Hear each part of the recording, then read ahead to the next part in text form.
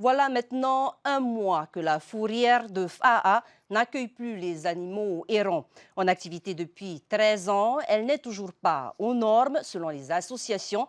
Leurs nombreux signalements ont d'ailleurs eu raison de la structure. De son côté, la mairie se dit dépassée par la demande. Les détails dans ce reportage d'Athéna Milcam et Vaitiari Nauta.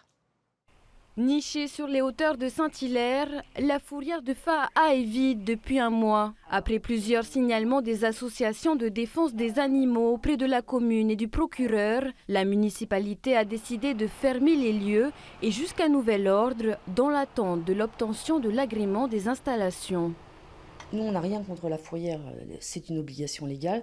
Par contre, ce qui nous pose problème, c'est la gestion actuelle de cette fourrière. Elle se fait généralement hors cadre légal, puisque la fourrière, aujourd'hui, n'a pas d'agrément pour détenir des animaux. On a pu constater que les obligations d'affichage, quand il y avait des chiens qui étaient récupérés sur la voie publique, n'étaient pas respectées. Et on a très peu d'informations sur le réel traitement des animaux dans la fourrière.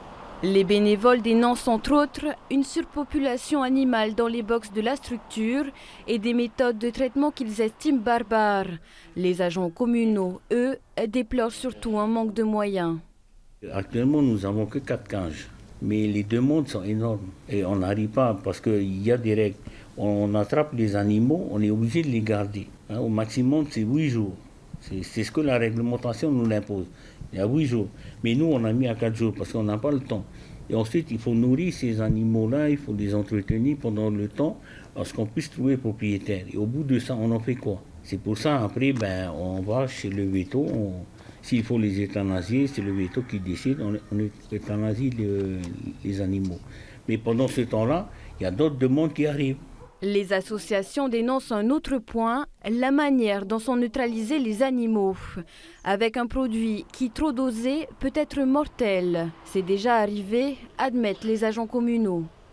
Honnêtement, on a utilisé un produit, ça s'appelle la kétamine, qu'on a aux pharmacies, quand même, qu'on a eu l'autorisation quand même du veto d'utiliser.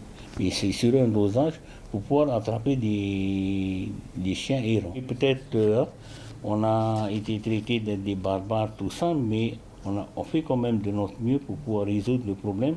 Quand la fourrière ouvrira-t-elle? Nul n'est en mesure de le dire actuellement du côté de la mairie.